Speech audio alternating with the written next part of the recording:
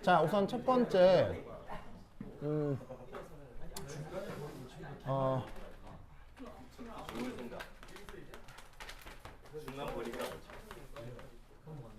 자, 어떤 전자가 원자에게 속박되어 있다고 칩시다.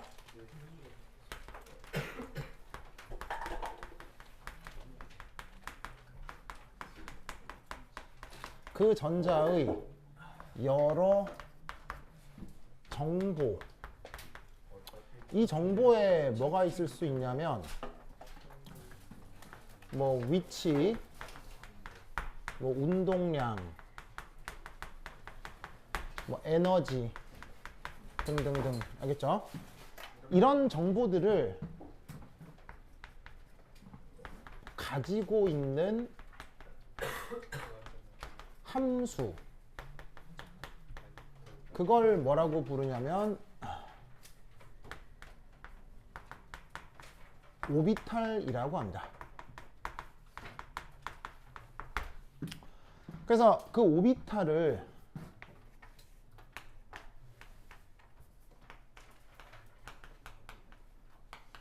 그걸 수리적으로 표현하면, 그래서 그 오비탈의 수리적 표현에 대해서는 그 1학년 때 잘 안 하거든요. 잘 안 하는데 뭐 이번에 뭐 이렇게 했다고 하니까 관련해서 하나 정도 나올 거예요. 그래서 이제 그것 때문에 하는 거니까 잘 한번 보세요. 어떻게 표현하느냐? 요렇게. 자, 이런 식으로 표현합니다. 그래서 이렇게 쓰고 읽을 때는 파이 뭐 이렇게 읽으시면 되거든요.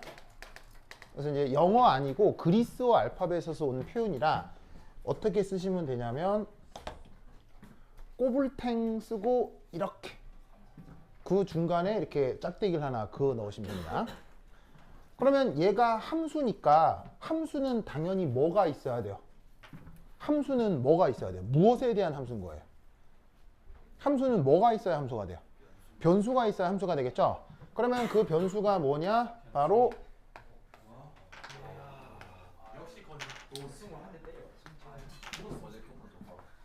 짜잔, 보이시죠? 변수가 지금 몇 개? 변수가 3개입니다. 무슨 말인지 알겠죠? 3개입니다.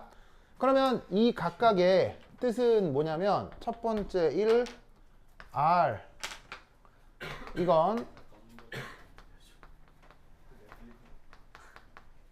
핵으로부터 전자까지 거리, 알겠죠?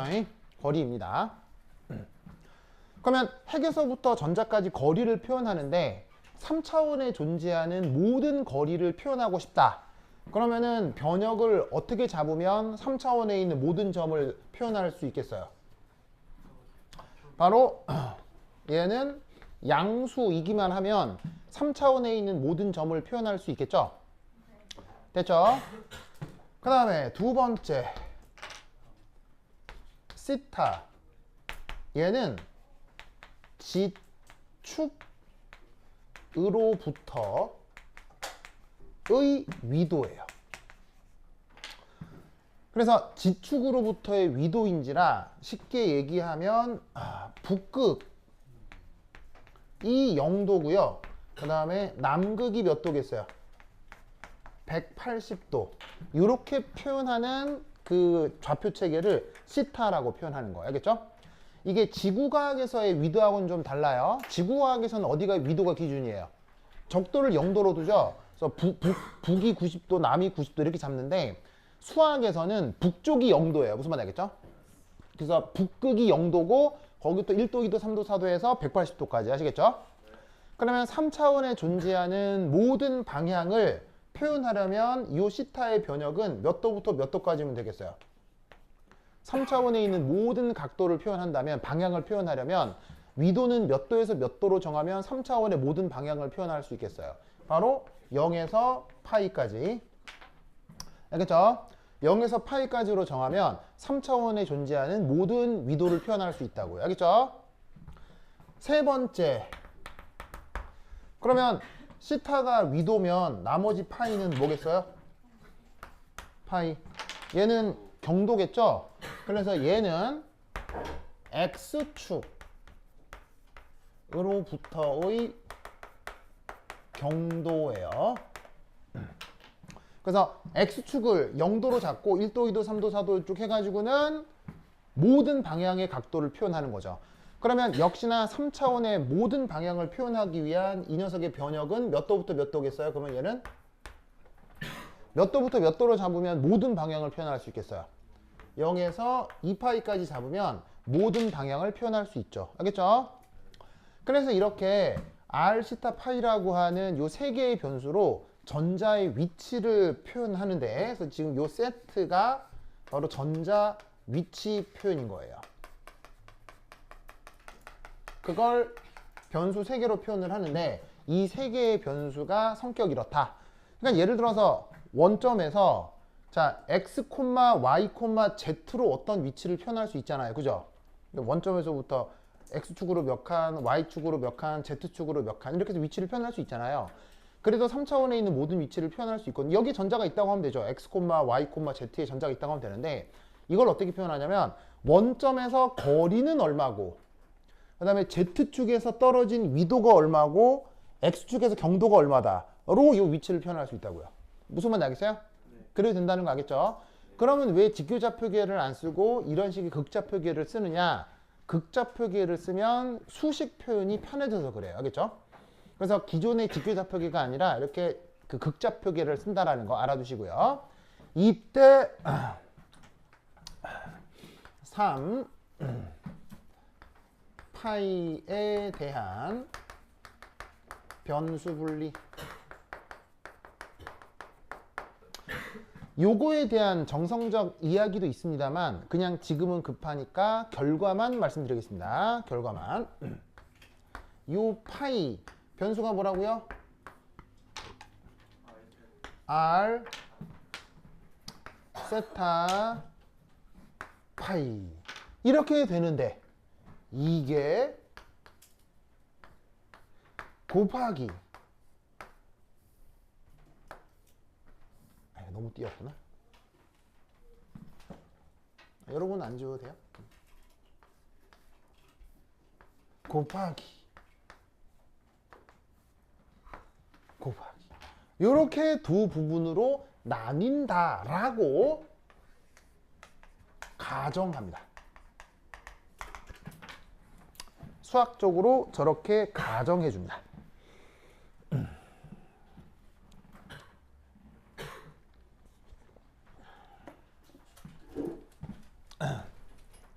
자, 그러면 각각의 이름이 있는데 첫 번째 1, 요 R 얘를 이름을 뭐라고 부르냐면 radial part라고 합니다.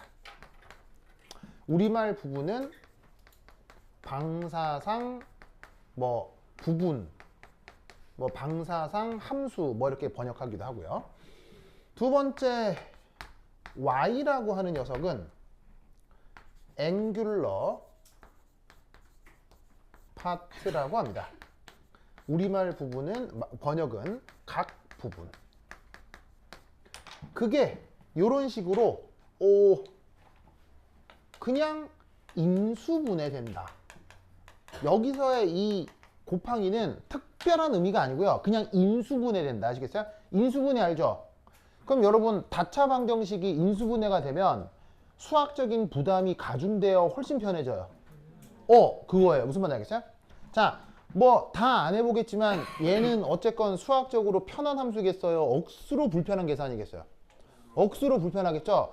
그래서 이 녀석을 그나마 계산해보기 위해서 이렇게 두 부분으로 인수분해가 된다라고 가정하는 거예요. 알겠어요?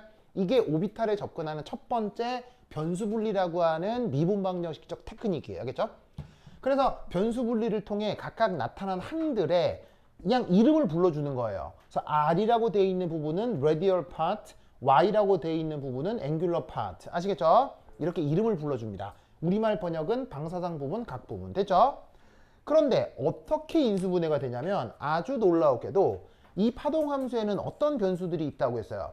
r, 시타, 파이 세 개의 변수가 막 엮여서 함수를 만들 거 아니에요. 뭐 얘 곱하기 뭐 사인 시타, 코사인 파이, 뭐 r 제곱, 뭐 지구수 함수에 막 복잡하게 섞여 있거든요. 근데 얘가 기가 막히게도 이 r 부분은 변수 r만 모여 있어요. 무슨 말인지 알겠어요?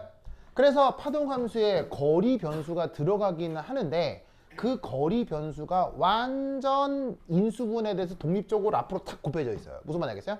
그게 오비탈이다라고 가정하는 거예요. 신기한 게 아니고요. 이렇게 가정을 해야 그나마 계산이 겨우 돼요. 알겠어요? 그래서 이렇게 가정을 해야 되는 사실은 물리학적인 그 직관도 있긴 있습니다만 그게 중요한 게 아니라 이랬다라고 그냥 받아들이자. 알겠죠? 어차피 가정이니까 수학적으로 증명할 수 있어요? 못해요? 못하죠? 그럼 증명 안 되는 거니까 여러분 어떻게 공부하면 돼요? 외워. 알겠죠? 이런 가정을 했다라고 외우면 돼. 알겠죠? 그리고 뒤에 있는 이 녀석은 앵귤러 파트라고 하는 y는 그러면 나머지 변수 어떤 애들로 구성되겠어요? 바로 위도하고 경도만으로 구성되는 거예요. 알겠죠? 그런데 여러분 양자수라는 거 배웠죠? 양자수. 여러분 알고 있는 양자수 뭐뭐뭐 있어요? 가장 중요한 게 n, l, ml 이 세 가지가 있죠? 재밌게도 여기에 있는 레디얼 파트는 아주 놀랍게도 수학적인 처리를 하면 n, l에 의해 결정됩니다. 자, n을 무슨 양자수라고 하죠? 주 양자수. l은 무슨 양자수? 각 운동량 양자수. 아시겠죠? 뭐 L 이름 여러분 아는 거라서 내가 더 자세히 설명은 안 하겠는데 L 이제 원래 이름은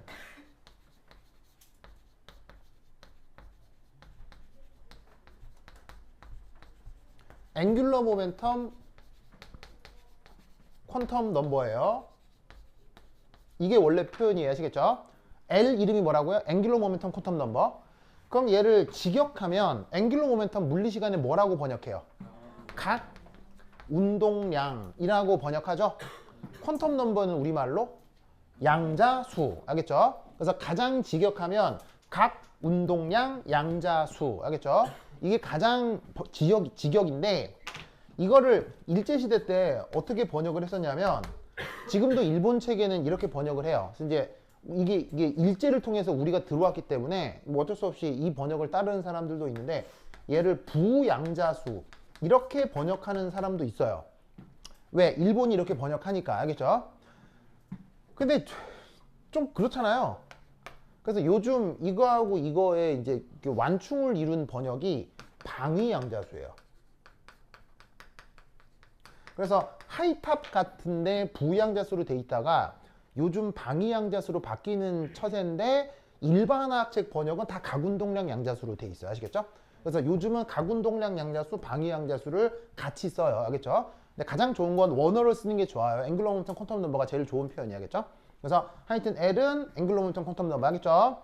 여하튼 그래서 주 양자수하고 각운동량 양자수에 의해서 레디얼 파트가 결정돼요. 알겠죠? 수학적으로 보여드릴 수가 지금은 없기 때문에 뭐 하자? 외우자. 알겠죠? 외우자. 그래서 요 레디얼 파트 밑에다가 아래 첨자로 N, L 이렇게 써주는 거예요. 무슨 말인지 알겠어요? 그래서 어떤 주 양자수와 어떤 각운동량 양자수로 결정된 레디얼 파트라는 뜻이에요. 아시겠죠? 그리고 그때 레디얼 파트는 무조건 변수가 뭐고요? R. 알겠죠? 두 번째, 여기 있는 앵귤러 파트. 이 녀석은 재밌게도 누가 결정하느냐? 양자수 L과 ML입니다. 요거에 의해 결정됩니다. 그래서 보시다시피 L은 무슨 양자수라고요? 각운동량 양자수고요. ML은 뭐죠? 자기양자수라고 하죠. 자기양자수는 자기양자수 그대로 얘기하시면 돼요. 자기양자수 원래 표현은 매그네틱 퀀텀 넘버 요거를 ML로 쓴 거거든요. 그래서 영어 표현 magnetic quantum number인데 그걸 그냥 그대로 직역한 게 자기 양자수. 알겠죠? 그래서 뭐 이건 이름이니까 됐고 여하튼 앵귤러 파트는 L과 ML에 의해서 결정된다. 그래서 이 앵귤러 파트는 아래 첨자로다가 L, ML 이렇게 표기를 하는 거예요. 알겠죠? 됐습니까? 됐어요? 그래서 어떤 파동함수 파이를 레디얼 파트하고 앵귤러 파트 두 부분의 인수분해된 꼴로 표현하고 있는 거예요. 알겠죠? 되십니까? 됐죠? 오! 그렇다면 지금 여기에 있는 얘도 R, 얘도 R이죠? R이니까 다 뭐란 얘기예요? 레디얼 파트를 얘기하고 있는 거예요. 알겠죠? 여기 방사형 파동함수라는 또 다른 번역 있죠? 이 방사형 파동함수가 원래 영어 표현으로 레디얼 파트를 얘기하는 거예요. 알겠죠? 그래서 지금 쓸 때도 R 됐죠? 그리고 변수도 다 뭐예요? 변수가 뭐예요? 변수가 R 알겠죠? 그리고 거기서 잘 보면 281 A0 이런 거 다 뭐라는 걸 알 수 있어요? 상수거든요? 상수니까 뭐 변수가 아니잖아요. 그럼 여기서 변수가 누구냐면 변수가 R 무슨 말 알겠어요? 그러니까 변수가 누구에 의해서만 R에 의해서만 변수가 나타나고 있다는 얘기예요. 아시겠죠? 그리고 여기서도 변수가 어디 있어요? R 나머지는 다 상수. 알겠죠? 상수가 뭔지는 몰라도 돼요. 그냥 상수들이다 이렇게 생각하시면 되는 거고요. 알겠죠? 그래서 여기도 R인 레디얼 파트. 알겠죠? 그런데 레디얼 파트는 양자수 누구의 영향을 받는다고요? 주 양자수하고 앵귤러 모멘텀 퀀텀 넘버의 영향을 받는다고 했었죠? 그러면 여기 아래 첨자로 써 놓은 게 각각 뭐라는 얘기했어요? 얘가 주 양자수, 얘가 가운동량 양자수가 된다는 얘기예요. 무슨 말인지 알겠어요? 근데 그 가운동량 양자수 얘는 L1일 때 뭐고 L2일 때 뭔데 이걸로부터 L1, L2가 뭔지를 뭐냐면은 찾아봐라 라는 얘기겠죠. 이해하셨어요? 이 문제에 대한 이해는 알겠어요? 됐죠? 자, 여기까지 됐죠? 자, 빨리 쓰세요. 자, 진짜 콩국과 먹듯이 한다. 근데 진짜 이것만 알아도 이런 거 풀 수 있어, 진짜로. 자, 빨리 다 필기하고 있죠? 그러니까 요걸로 정리해요, 알겠죠? 그 다음 지운다. 줄게요. 준다. 다 썼죠? 준다. 오늘 얘기한 것만 외워요. 그러면 관련된 거 다 풀 수 있어, 알겠죠? 자, 지우자. 윤지스 외우고 있죠? 여기까지 이해했어요? 이해했죠? 아까 윤지스 하품하던데? 괜찮아요? 그죠? 그죠? 그래. 자, 지우자. 쓱. 얘는 이름이니까 필요 없고.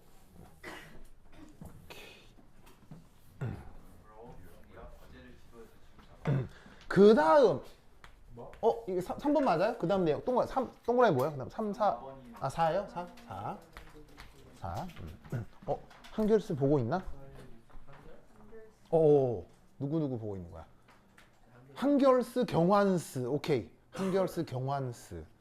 좋아. 뭐라고? 한결스 학교에 있다고요? 학교 이상해요. 학교에만 들어가면 이상해져요.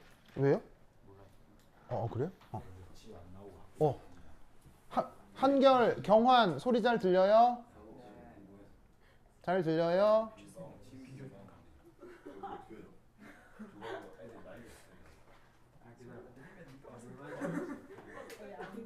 잘 들려요? 오케이. 한결 됐고. 경환아 소리 잘 들려요? 오케이. 가만히 있어 보자. 아이고. 한결이랑 같은 반. 자, 그 다음에. 그래. 저기, 그거. 한결아, 경환아, 방금 내가 이거 책을 만들었거든요. 이렇게. 여기 책을 만들었거든요. 이번 시험 마지막 자료인데 이거 피카소홍이 가져갔어요. 피카소홍이 갖다 준다고 하니까 피카소홍한테 감사하다고 인사하고 받아요. 알겠죠? 알겠죠? 피카소홍 감사해요. 너 완전 착해요. 고마워요. 그래. 오케이. 자, 됐다. 자, 그래서 그 다음 4번 이게 아무것도 아닌데 완전 중요해요. 요거 하나로 이 문제 다 푸는 거야. 알겠죠? 이거 하나로 이거 다 푸는 거예요. 자, 뭐냐? 4번이라며. 3이에요? 4예요? 4 맞아요? 맞았는데? 어떠는데? 4. 자, 4는 뭐냐면 바로 노드예요.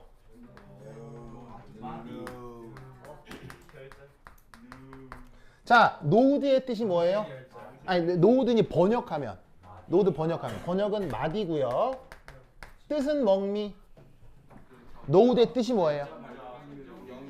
노드가 뭐냐면 바로 파이를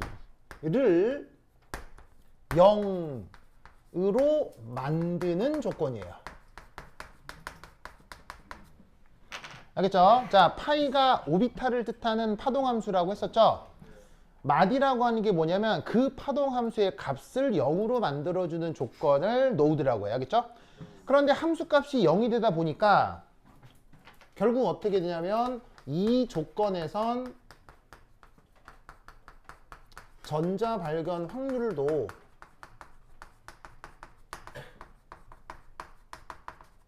역시 없다 이렇게 생각을 할 수 있다는 거죠. 그래서 파동함수가 전자 발견 확률의 의미도 갖고 있기 때문에 그 노드 조건에서 역시 파동함수가 없어지니까 함수값이 없어지니까 전자 발견도 어렵다 이렇게 해석을 하시면 된다고요. 그런데 이 노드가 두 가지가 있어요. 몇 가지가 있다고? 두 가지. 노드는 몇 가지? 두 가지. 그러면 첫 번째 바로 레디얼 노드가 있어요. 자, 레디얼 노드 우리말 번역은 방사상 마디예요. 방사상 마디. 됐죠? 이 방사상 마디는 생긴 게 무슨 모양이냐면 항상 구 껍질 모양이에요. 그래서 구 껍질 형태로만 방사상 마디가 나타나요. 알겠죠? 구 껍질 형태로만 방사상 마디가 나타난다. 됐죠? 자, 적었어요? 적었죠. 그리고 이제 중요한 게 얘는 일반적으로 그리고 껍질 형태로 나타나고 뜻을 써야 되는 얘는 뭐냐면 바로 얘를 0으로 만드는 조건이에요.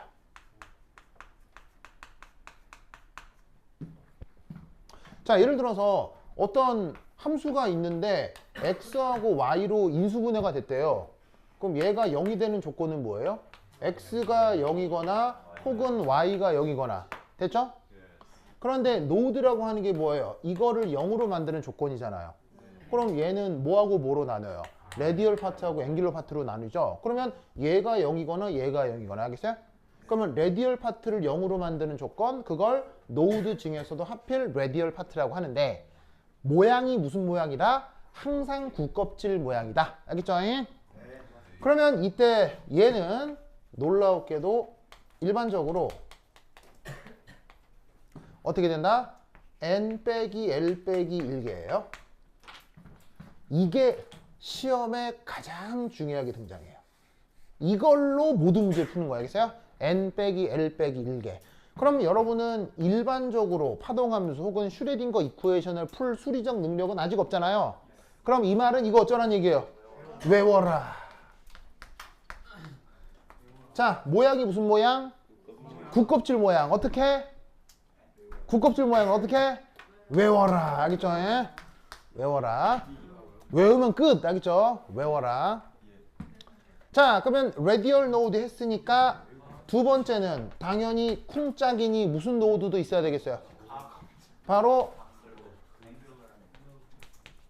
앵귤러 노드도 있어야 되겠죠? 자, 우리말 번역은 뭐겠어요? 각 마디.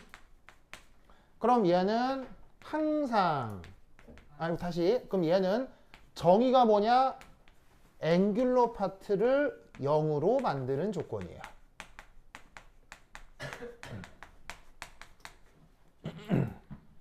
아시겠죠? 앵귤러 파트를 0으로 만드는 조건입니다. 그리고 얘는 항상 어떤 녀석이냐면 항상 개공면 형태입니다. 네, 여기서 개자는 영어로 쓰면 뭐겠어요? opened. 열린 면, 이렇게 뻥 뚫린 면, 이렇게 쫙 이런 면, 알겠어요? 이런 형태야. 그러면 구 껍질은 열린 면이에요, 닫힌 면이에요? 자, 구 껍질이니까 면은 맞죠? 면은 맞는데 구 껍질이면 이건 열린 면이에요, 닫힌 면이에요? 닫힌 면 형태고, 앵귤러 노드는 이렇게 뻥 무슨 모양 알겠어요? 뻥 뭐 이런 모양이야, 알겠죠? 경계가 없고 이게 끝이 없고 뻥 이렇게 뻥 뭐 무슨 말 알겠죠? 그렇죠? 그런 형태다. 그런데 이것도 그 개수가 중요하겠죠? 얘는 일반적으로 몇 개? L개입니다. L개입니다. 자, 이거 어떻게 해야 되겠어요? 이거 어떻게 해야 되겠어요? 외워라. 사실 이 두 개로 이런 문제 다 푸는 겁니다. 수식을 어렵다고 생각할 필요가 없고요. 이 두 개의 개념으로 다 푸는 겁니다. 됐죠? 됐죠? 자, 됐습니까? 됐죠? 그릇함은, 자, 여기 다 썼어요? 이제 지운다. 지울게요. 아, 요거만 지우면 되겠다. 자, 그렇다면,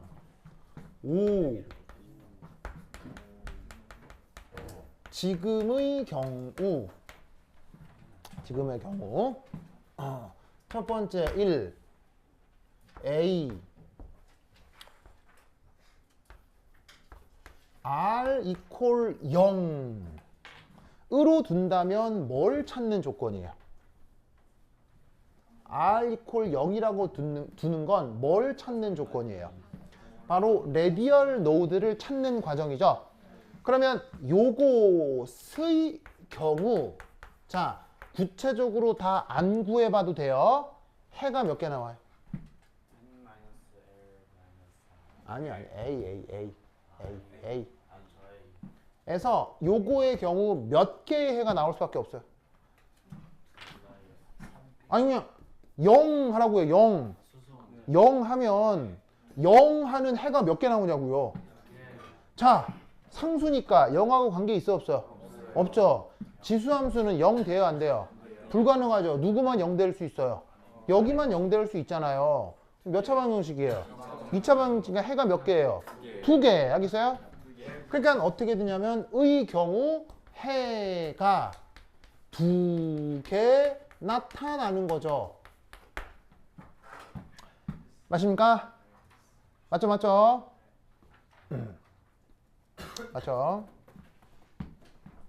그러면 이때 바로 n 빼기 l 빼기 1이 지금 값이 뭐가 된다는 얘기예요? n 빼기 l 빼기 1이 뭐가 된다는 얘기예요?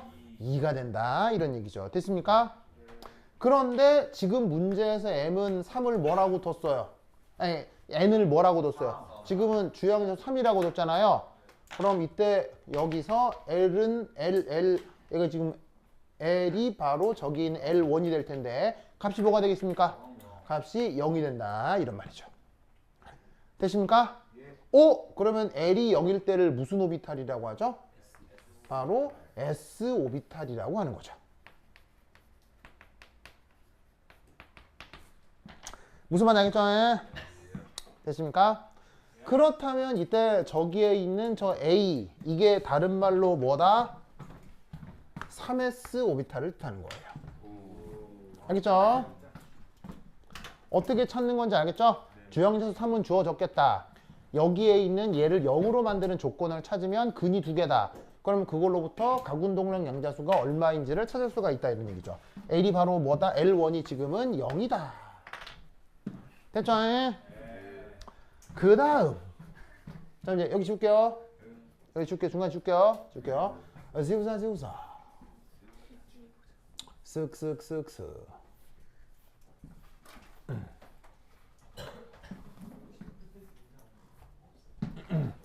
자, 그 다음 O. 지금의 경우 두 번째 B. 자, R equal 0의 경우 자, 따져보시면 얘를 0으로 만드는 조건을 찾는 거 아니에요? 무슨 말 알겠어요? 그러면 이거 뭐예요? 상수죠? 이건 0 돼요, 안 돼요? 나가리. 자, 이건 지수함수죠. 0 돼요, 안 돼요? 안 되죠. 나가리. 그러면 뭐밖에 없어요? 경우 R equal 0뿐. 맞습니까? 그런데 거리 0에 누가 있죠? 바로 원자 핵이죠. 맞습니까? 원자 핵이죠.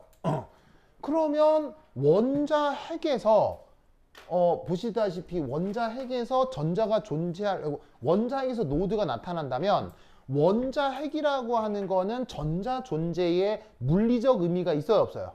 전자 존재의 물리적 의미가 없거든요. 얘는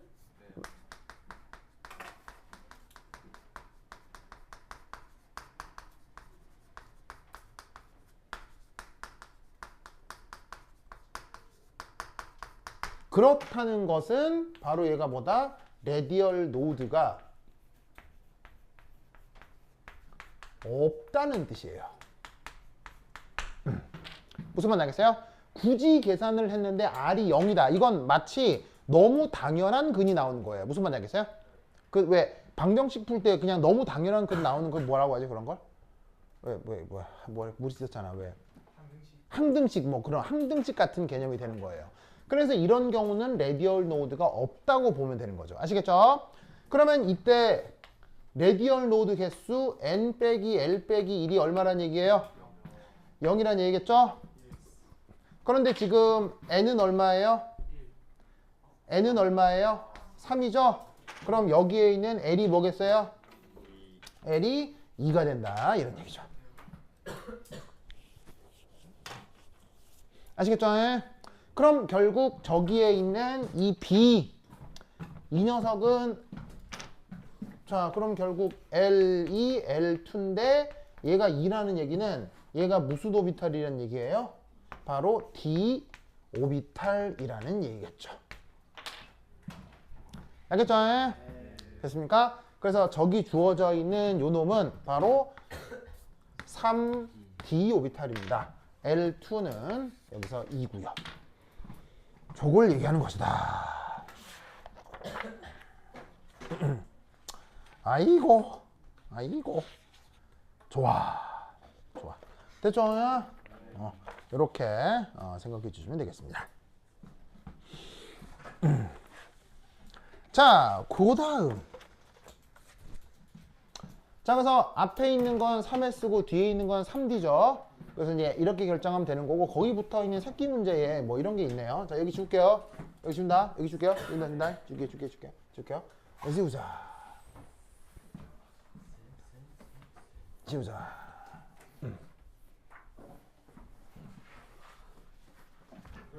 그러면 두 번째 그래서 뭐라고 돼 있느냐? 거기에 있는 A 오비탈, B 오비탈을 그리시오.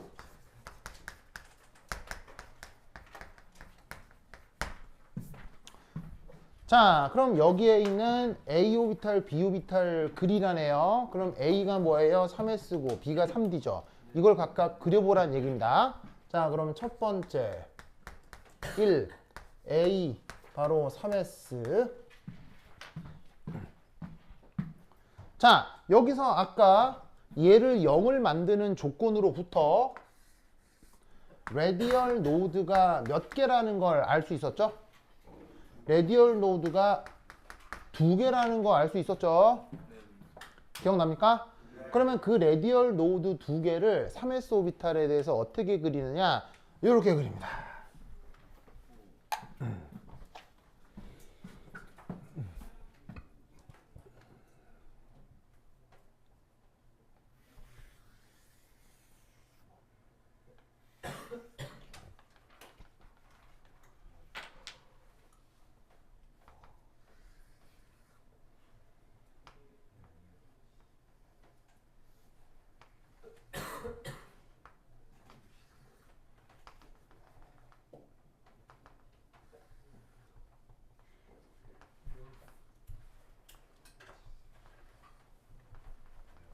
짜잔.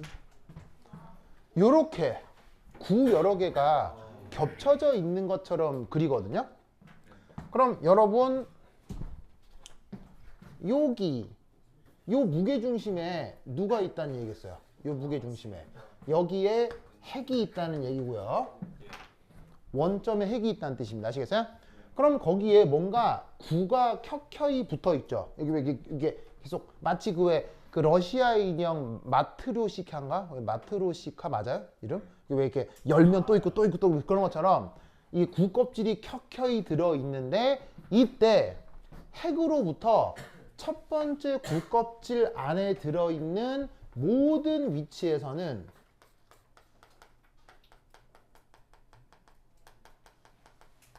자, 빨간색은 뭘 뜻하는 거냐면 플러스 함수값을 뜻해요. 그래서 핵으로부터 안쪽에 있는 구껍질 안에 있는 모든 위치에서는 그 파동함수의 함수값이 플러스 값이 나타납니다. 그 다음 그 껍질을 벗어나고 나면 자 여기에 있는 노란색으로 표현한 것이 얘가 바로 이게 레디얼 노드가 된 거예요. 자, 레디얼 노드, 방사상 마디는 지금 노란색으로 표현하고 노란색으로 표현한 이 기하학적 영역을 레디얼 노드, 뭐 우리말로 쓸까요? 방사상 마디라고 할 수 있는데 자, 방사상 마디는 함수값이 뭐가 된다 그랬어요? 방사상 마디는 함수값이 0이 된다고 했죠. 그럼 잘 봐. 그 방사상 마디 안쪽은 함수값이 플러스라고 했지. 그런데 그 방사상 마디에 도달하게 되면 함수값이 0이 되지. 그럼 방사상 마디를 넘어서면 함수값이 뭐로 바뀐다? 마이너스로 바뀌어야 중간값 정리를 만족할 거라고요. 중간값 정리 알죠? 수학 시간에 중간값 정리 안 배웠어요? 그 사이값 정리라고 해요, 요즘은. 이게 왜 함수가 연속이면 어디가 플러스고 어디가 마이너스인데 여기에 0을 지나면 한쪽이 플러스 여기 마이너스가 돼야 되고 그거 알죠? 그러니까 뭐냐면 안쪽이 함수값 플러스가 되면 노드를 지나고 나면 그 바깥은 함수값이 뭐로 바뀐다? 마이너스로 바뀌는 겁니다.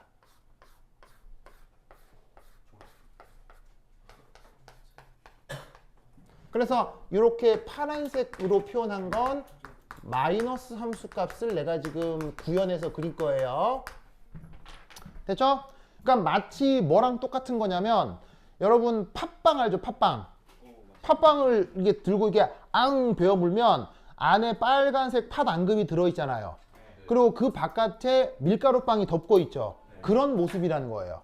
그래서 빨간색 부분은 팥 앙금이고 그 다음에 팥 앙금을 벗어나고 나면 밀가루빵이 나타난다는 얘기지. 무슨 말인지 알겠어요?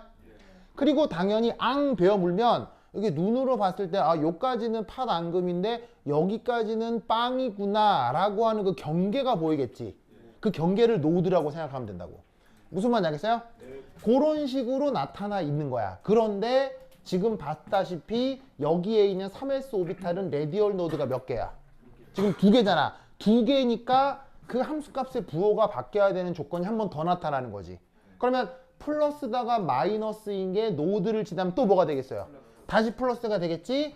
이 이유는 함수값의 부호가 다시 또 플러스가 되는 거야. 무슨 말인지 알겠죠? 그러니까 얘는 팥빵인데 안에 팥, 위에 빵, 거기에 팥을 한번 더 바른 거야. 어우, 이게 무슨 말인지 알겠어요? 팥 범벅. 무슨 말인지 알겠죠? 알겠죠? 예. 함수값이 플러스하고 마이너스에 있는 게 정확하게 무슨 말이에요? 이거예요. 이거예요. 그냥 이게 플러스다 마이너스다요. 이게 플러스고 마이너스. 이게 2차 함수잖아요. 2차 함수면은 어디면 함수가 플러스가 어디는 마이너스가 그 얘기하는 거예요. 그냥 그게 다예요. 이제 플러스에 뭐 특별히 아니요 없어요. 그냥 없어요. 그냥 그런 거예요. 예, 그런 거 없어요. 그냥 예. 경계가 0이에요. 예, 이걸 0으로 만드는 조건이니까 이거에 2차 방정식에 해가 있을 거 아니에요. 해 넣으면 0 되겠죠. 그게 여기에 있는 노드라고요. 무슨 말인지 알겠어요? 그러니까 예를 들면 다시 한번 얘기하면 자, 잘 봐요. 이것의 두 해를 R1, R2라고 해봅시다. 자, 이 2차 방정식을 보면 인수분해가 되는 건 아닌 것 같아서 근해 공식을 풀면 되겠죠. 근해 공식을 풀면 R1, R2를 구할 수 있겠죠. 그러면 이때 여기서 요 원점, 원자핵으로부터 요까지 거리가 R1이라는 거예요. 그래서 R1이라는 거리 위에서는 함수값이 전부 다 0이 된다는 얘기고요.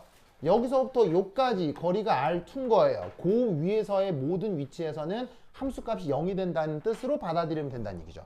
무슨 말씀인지 아시겠습니까? 그러면 이때 얘를 또 그림을 어떻게 그리기도 하냐면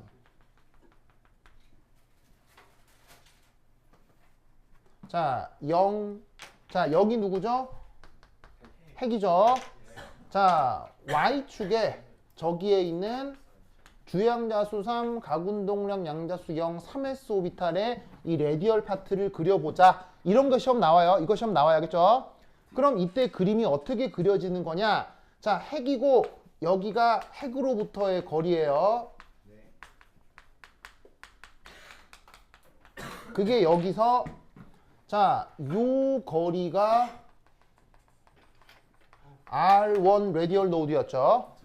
그 다음 요 거리가 R2 레디얼 노드였잖아요. 그걸 중심으로 함수값이 어떻게 바뀌냐면 이렇게 바뀌는 거예요. 그래서 핵에서 거리 R1까지는 함수값이 양의 함수값을 가진 거예요. 이 그래프 그대로 그린 거라고요. 그리고 R1에서 R2까지는 함수값이 다시 마이너스 함수값이 되고 R2로 넘어가게 되면 계속 또 함수값이 플러스로 표현하게 되는 거죠. 무슨 뜻인지 알겠죠? 이렇게 그래프로 그리는 것을 3차원의 그림으로 그린 게 바로 이 모습이 된다 이런 뜻입니다. 그러면서 아까 레디얼 노드는 또 모양이 또 무슨 모양이라고 그랬어요? 레디얼 노드는 생긴 게 구 껍질 모양이라고 했죠. 즉 이런 식으로 거리가 R1인 구 껍질의 형태가 레디얼 노드, 거리가 R2인 구 껍질 모양이 레디얼 노드가 된다는 뜻이에요. 무슨 뜻인지 아시겠죠? 그래서 요런 모양이 바로 레디얼 노드의 의미다. 됐죠? 자, 빨리 그리세요. 자, 그리세요. 다시 뭐라고요? 0 넣어보세요. 0 안 되잖아. 0이 어디에요? 0? 핵이잖아요. 0 넣어보세요. 0 안 되네. 그냥 뭐 안 되고 자시고 간에 그냥 안 되는 거 이렇게 그린 거라고요. 아니 그게 아니고요. 그냥 얘를 그림이 이렇게 된다고요.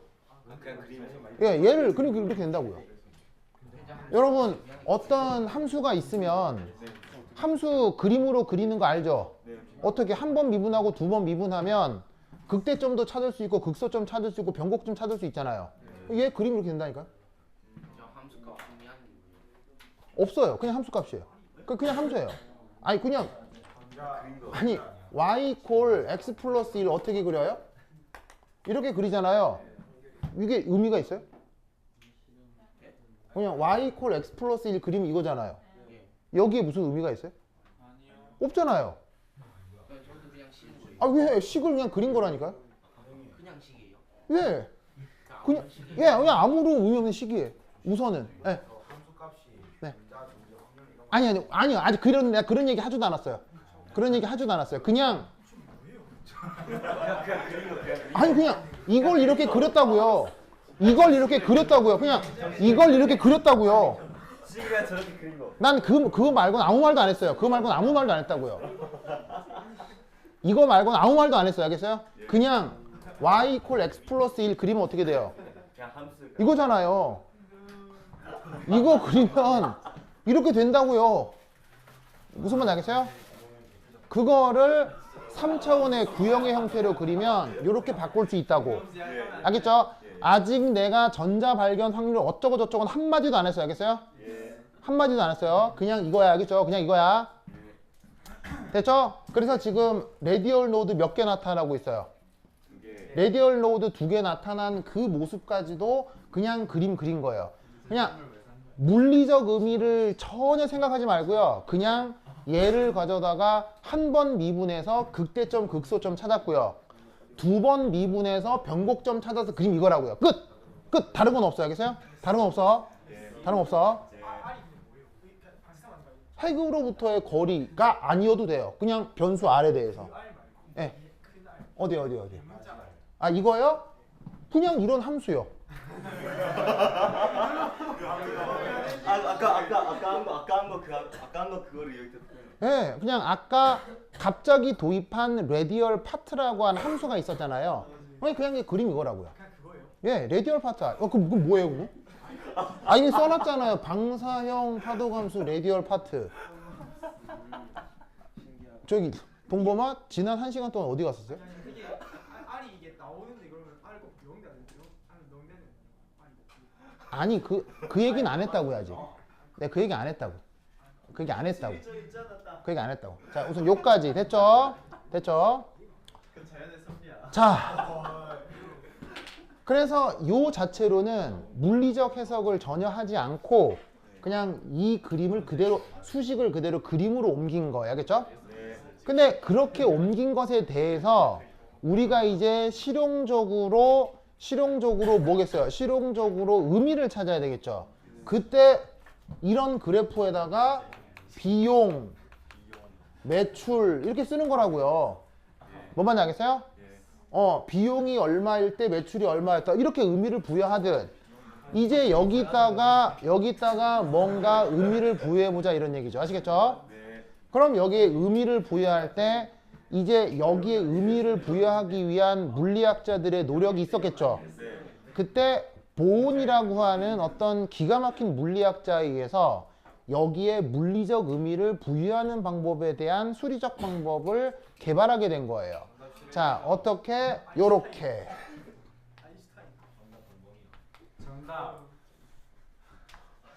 자, 여기가 핵이고 여기가 핵으로부터의 거리인 것도 다 똑같아요. 아시겠죠?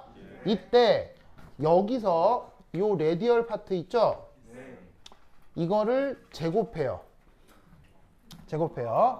그리고 다시 또 여기다가 R 제곱을 해요. 그러면 여기서부터 여기까지 오는 수학적인 어떤 과정이 있겠죠. 근데 여기서부터 여기까지 오는 수학적인 과정을 이해하려면 한 3시간 정도가 필요하기 때문에 지금 외웁시다. 알겠죠? 그냥 외웁시다. 알겠죠? 그래서 레디얼, 자, R의 이름은 뭐였어요? R의 이름은 뭐였어요? R 이름은 레디얼 파트였죠?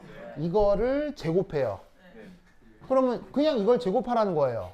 이거를 제곱하고 여기에 2를 곱하라는 얘기예요. 무슨 말인지 알겠어요? 그럼 제곱이 되겠죠? 거기에 R제곱을 한번 또 곱해요. 그걸 여기에 그려보자 이런 얘기예요. 그리면 어떻게 되느냐?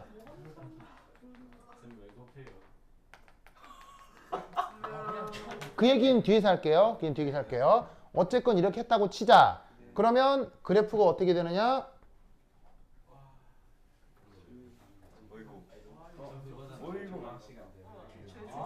이렇게 됩니다. 이렇게 돼요. 자, 어서 그리세요.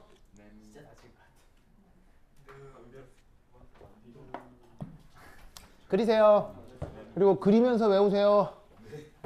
그림 외우세요. 자, 이때 제곱을 하고 R제곱을 곱하건 말건 노드는 바뀌겠어요? 노드는 변할 리가 없어요. 노드는 변할 리가 없죠. 그대로 제곱한 거니까 0이 되는 조건이 바뀔 리는 없잖아요. 그렇죠? 그래서 여기서 R1, R2에서 얘가 0이 됐다면 R1, R2에서도 얘가 당연히 0이 돼야 되겠죠. 무슨 말인지 알겠죠? 그런데 이때 묘하게도 여기가 보시다시피 넌 제로죠. 0이 아닌 값을 갖죠. 어디서? 핵에서. 근데 얘는 이스페시얼리 온리 포 S 오비탈. 무슨 말이냐? 특별히 오직 S 오비탈에 대해서만 0이 아닌 함수값이에요. 얘가 p 오비탈, d 오비탈이 될 때는 이게 0이 돼요. 그걸 확인해 볼까요? 0 넣으면 0 되잖아요. 자, 얘는 d 오비탈이죠. d 오비탈은 0 넣으면 0 되죠. 근데 s 오비탈은 0 넣어봤자 0이 안 된다고요. 무슨 말인지 알겠어요? 그리고 p 오비탈, f 오비탈 다 마찬가지예요. p, d, f 모두 다 0 넣으면 0이 돼요. 레디얼 파트가. 아시겠죠? 근데 오직 s 오비탈만 0 넣었을 때 0이 아닌 특별함이 있어요. 무슨 말인지 알겠죠? 그 특별함을 외워. 알겠죠? 네? 외워. 그런데 0이 되건 말건 여기에 다시 또 뭐를 곱해놨어요? R제곱을 곱해놨죠? 그러면 0 넣으면 어떻게 되겠어요? 0이 되건 말건 그럼 0 되겠죠. 무슨 말인지 알겠어요? 그래서 얘가 이리 올라붙어 온 거예요. 됐죠? 이때 얘 이름 중요하겠죠? 얘 이름 중요하겠죠? 얘 이름이 뭐냐면 radial distribution function이에요. 우리말 번역은 방사상 분포 함수입니다. 그리고 이 방사성 분포 함수는 수능 화학 1에 많이 출제됩니다. function, radial distribution function. 우리말 번역은 방사상 분포 함수.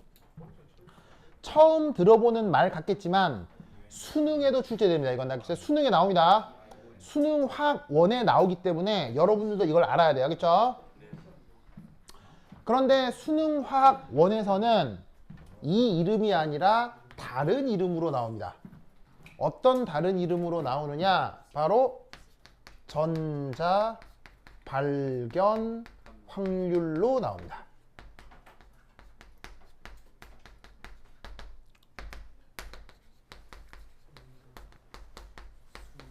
수능에서는 저 radial distribution 펑션을 안 쓰고 전자 발견 확률이라는 이름으로 그래프가 그려집니다.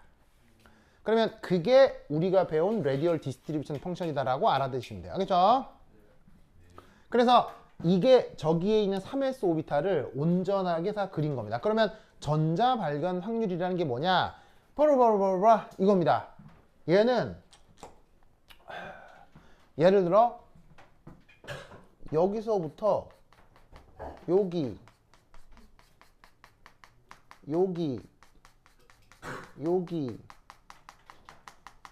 해서 아래쪽의 모든 면적의 합이 1이 됩니다. 그럼 이게 무슨 말이냐? R이 뭐죠? R이 핵으로부터의 거리죠. R이 핵으로부터의 거리인데 전자는 핵에서부터 어떤 거리에 있을 거 아니에요. 그러면 생각해봐. 내가 원자 핵이고 전자 하나가 있는데 이 전자를 핵에서부터 무한히 멀리 떨어진 전 우주 어딘가에서 이 전자를 발견할 확률 다 합치면 뭐가 되겠어요? 1이 되겠죠. 그걸 얘기해 주는 거예요. 무슨 말씀인지 아시겠죠?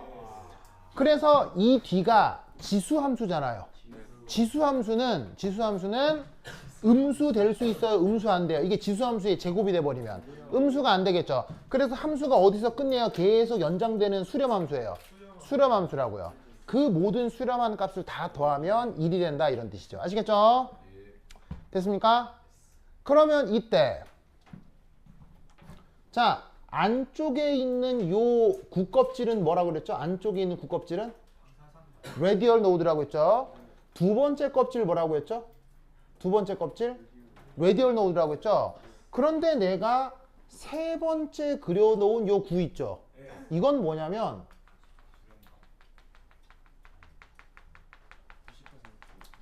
바로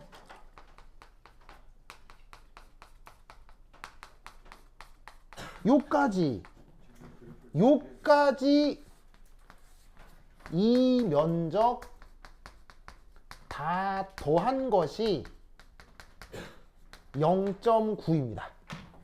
즉 뭐냐면 마지막에 그려놓은 이 최외곽선은 전자 발견 확률 90%까지의 영역. 알겠죠? 요걸 그려놓은 것이 바로 요 최외곽선입니다. 아시겠죠? 됐습니까? 그래서 이것이 3s 오비탈을 체계적으로 그려놓은 방법입니다. 알겠죠? 요 아이디어로 2s, 뭐 s, 1s 이런 그래프들을 살펴보면 된다는 얘기죠. 아시겠죠? 자, 요 A 그림 됐죠? 아마 여러분 학교 교재에 뭐 이런 내용들이 조금씩 있을 거예요. 그런 내용들이 막 이렇게 이렇게 좀 정리되지 않은 채로 막 띄엄띄엄 있고, 선생도 그냥 자기가 아는 둥 모르는 둥 막 술에 술 탄 듯 물에 불 탄 듯 뭐 대충 얘기를 했을 거예요. 맞아요. 아닌가요? 아니면 예쁘게 잘 설명해 주셨나요? 술에 물탄 듯이 했어요. 아, 그런가요? 예쁘시긴 하다고요? 네, 맞아요. 술에 물 탔어요. 아, 예쁘시긴 하다고요? 그럼 됐죠. 네, 그럼 됐죠. 제가 어째. 네. 잠이 안 와요. 왜요? 얼굴을 본다고. 아, 그 정도예요? 근데 혜지쌤도 잠이 안 와요. 아, 그래요? 너무 아름다우셔서. 혜지쌤, 빛이 나요, 혜지쌤. 혜지쌤도 미인이세요? 네. 네. 그렇구나. 알겠습니다. 아니, 뭐 사람의 외모도 뭐 중요하니까. 근데 직접 뵌 적이 없어서 뭐라고 드릴 말씀이 네. 하여튼, 네, 그렇습니다. 알겠습니다. 자, 됐죠? 됐죠? 자, 이때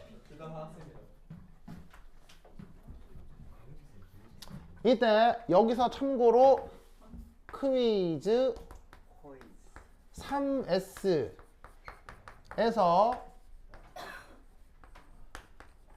앵귤러 노드는 몇 개죠?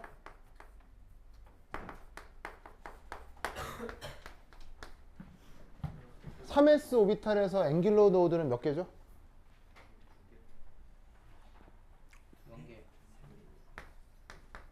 0개죠. 지금 있는 건 무슨 노드라고요? 지금 있는 노드는 레디얼 노드. 레디얼 노드 생긴 모습은 뭐예요? 레디얼 노드 생긴 모습은 구껍질 몇 개 그랬어요? 몇 개? 2개. 이거는 노드가 아니고 전자 발견 확률 90%까지 영역을 그린 거고요. 됐습니까? 그런데 앵귤러 노드는 일반적으로 몇 개? 앵귤러 노드는 일반적으로 L개. 그런데 지금은 값이 얼마예요? S 오비탈이니까 0이어서 지금은 없다고. 알겠죠? 그래서 여기서는 지금 앵귤러 노드가 없어요. 됐죠? 됐죠? 그 다음, 자, 지울게요. 준다. 으쌰. 자, 아깝지만 다 지울게요. 지운다.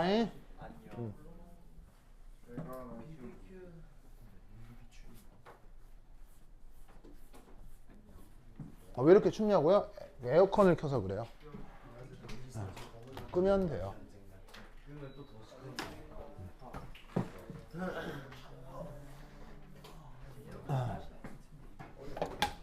어이구. 자, 두 번째.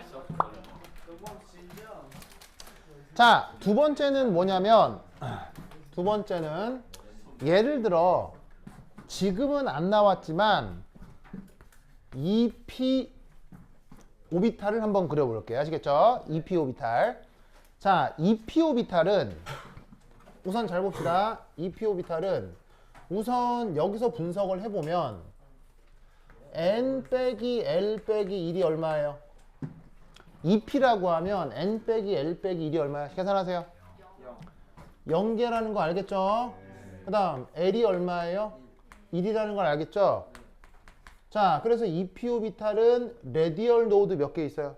없는 거예요. 알겠어요? EP 오비탈은 앵귤러 노드 몇 개 있어요? 1개 있는 거예요. 아시겠죠? 그래서 얘가 바로 레디얼 노드 개수고요. 이게 앵귤러 노드 개수인 거예요. 그러면 EP 오비탈은 EPXYZ가 있다는 건 알죠? 모양 알죠? 그래서 다 됐고 EPZ 하나만 그려볼게요. 아시겠죠? EPZ. 그럼 EPZ는 어떻게 해서 EPZ를 그릴 텐데 그러면 여기가 Z축이고 X축이고 Y축이잖아요. 그러면 EP 오비탈도 이런 식의 앵귤러 파트 뭐 레디얼 파트 다 있을 거 아니에요. 여기 쓰여 놓아 있진 않지만 그럼 가져다가 아까 얘기했던 것처럼 한 번 미분하고 두 번 미분해서 극대 나타나고 극소 나타나고 뭐 함수값 어떻게 나타나고 부호가 뭐 다 조사해서 그릴 수 있잖아요. 그리면 어떻게 되느냐, 요렇게 빨간색의 플러스 함수값이 나타나는 부분과 요렇게 파란색의 마이너스 함수값이 나타나는 영역 두 부분으로 나뉜다 이런 얘기예요. 아시겠어요? 이때 여기에 있는 요거 이게 지금 뭘 얘기하냐면 XY 평면을 얘기하거든요. 이 XY 평면이 뭐겠어요? 얘가 바로 무슨 마디? 앵귤러 노드라고요.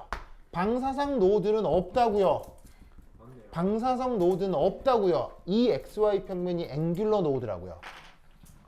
그러면 XY 평면은 닫힌 면이에요, 열린 면이에요? 열린 면이죠. 앵귤러 노드는 무슨 면이라고 했어요? 앵귤러 노드는 열린 면이라고 했죠. 그래서 이 XY 평면이 EPZ 오비탈의 앵귤러 노드가 된다는 얘기예요. 아시겠죠? 그러면 이 함수의 의미는 뭐냐면, 자, 원점에 누가 있다고요? 원자핵이 있죠.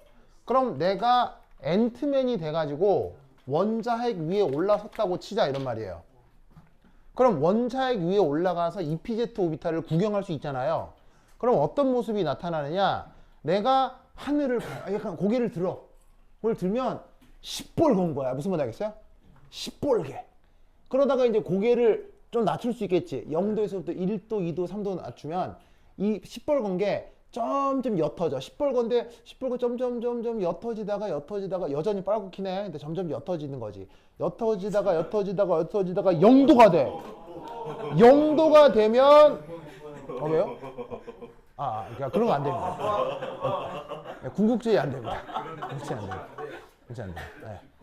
안 됩니다. 궁극주의 안 됩니다. 네. 그래서 어떻게 되냐면 내가 바라보고 있는 방향이 90도가 되면, 자, G축으로부터 90도가 되면 빨간색이 어떻게 되는 거예요?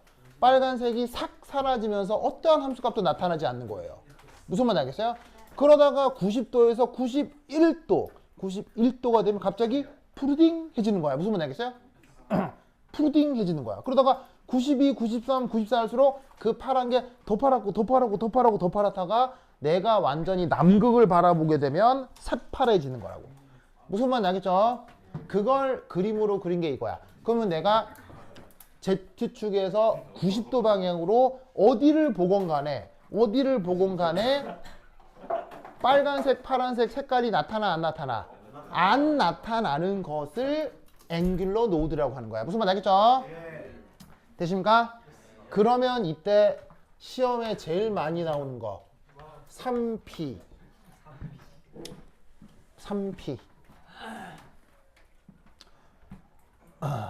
자, 3P는 M 빼기 L 빼기 1이 얼마예요? 한 개죠? L이 몇 개예요? 한 개죠? 그래서 3P 오비탈은 레디얼 노드가 몇 개 나타나요? 한 개. 앵귤러 노드 몇 개 나타나요? 한 개. 당연히 3P도 몇 가지가 있겠어요? P 오비탈이니까. 세 가지가 있겠죠. 오, 불렀나 보다. P, X, Y, Z 세 가지가 있겠죠. 그럼 3P 오비탈 세 가지 P, X, Y 중 가장 유명한 3PZ를 또 한번 그려볼게요. 그러면 어떻게 될 거냐? 이거 시험에 제일 많이 나와요. 자, 요게 XY 지평선이라고 합시다. 자, 요게 XY 평면이었는데 이걸 들어가지고 눈앞에 두어서 단면 형태로 그린 게 지평선이죠. 왜냐면 얘는 이렇게 3차원적으로 그리기가 조금 어려워요. 어려워서 그냥 단면 구조만 그릴게요. 그래서 지평, XY 평면을 이렇게 들어서 지평선 모양으로 그렸고요. 그거에 수직하다면 이게 무슨 축이겠어요? 지축이겠죠?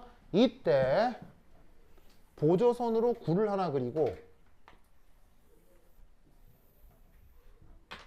이런 상태에서 이 부분의 영역에서는 함수값이 플러스가 돼요. 그리고 구껍질 어딘가를 지나게 되면 함수값이 다시 마이너스가 돼요. 그리고 XY 지평선을 지나게 되면 또다시 함수값의 부호가 바뀌고요. 여기에 있는 구껍질을 한 번 다시 지나게 되면 또 한 번 함수값의 부호가 바뀌게 돼요. 아시겠죠? 이렇게 생긴 게 바로 Z축을 향하고 있는 3pz 오비탈이에요. 알겠죠? 네. 그 동그란 게 뭐예요? 자, 우선 그리시고요. 자, 우선 그리시고요. 그래서 왜 여러분 수학 시간에 적분할 때 왜 구분 구조법 뭐 그런 거 있죠? 그래서 왜 3차원 입체의 그 부피를 구하려고 할 때 뭐 여러 가지 테크닉이 있지만 잘 모를 때는 어떻게 하기도 해요. 이렇게 단면을 그린 다음에 지축으로 뺑 돌려가지고 이게 휙 돌아가는 녀석의 그 부피를 구하는 방법이 있잖아요. 그러면 나타나는 이 그림을 어떻게 이 지축에 대해서 한 바퀴 뺑 돌리는 거예요. 알겠어요? 그러니까 뺑 돌리면 공간을 훑으면서 지나가는 입체가 있을 거 아니야. 그게 3pz 오비탈이라고. 알겠죠? 요 색깔 그대로. 됐죠? 그러면 이때 여기에 있는 XY 지평선은 뭐겠어요? XY 지평선이 뭐겠어요? 앵귤러 노드라고요. 알겠죠? 그거에 대해서 여기에 있는 이 묘한 구껍질이 뭐겠어요? 구껍질이 이게 레디얼 노드라고요. 자, 레디얼 노드 생긴다고 했죠? 레디얼 노드 몇 개 있다고 했어요? 한 개 있다고 했죠? 그 한 개를 구껍질로 그린 거라고요. 왜? 레디얼 노드는 생긴 게 무조건 무슨 모양이라고 했으니까 구껍질 모양이라고 했다고요. 그 구껍질 모양을 경계로 함수값의 부호가 플러스에서 마이너스, 플러스에서 마이너스로 바뀌는 거예요. 알겠어요? 그리고 앵귤러 노드는 생긴 게 어떻게 생겼다고 했어요? 앵귤러 노드는 열린 면이라고 했죠? XY 지평선은 닫힌 면이에요? 열린 면이에요? 열린 면이죠. 열린 면이니까 그 면을 중심으로 마이너스에서 플러스로 함수값 부호가 바뀌고 있는 거예요. 알겠죠? 그래서 이게 3pz의 모습이고 얘가 2pz의 모습이에요. 알겠죠? 그래서 이 2pz의 모습은 전 세계 모든 화학책 이 그림이 잘 나와요. 특히나 하이탑 같은 데도 이 그림이 나와요. 근데 얘는 조금 전문적인 책을 찾아 나오기 때문에 학교에서 시험 문제로 제일 많이 내는 녀석 중에 하나예요. 이거 꼭 기억하세요. 아시겠죠? 오케이. 됐다. 그러면 한 10분 쉬었다 하도록 하겠습니다. 화장실 갔다 오세요.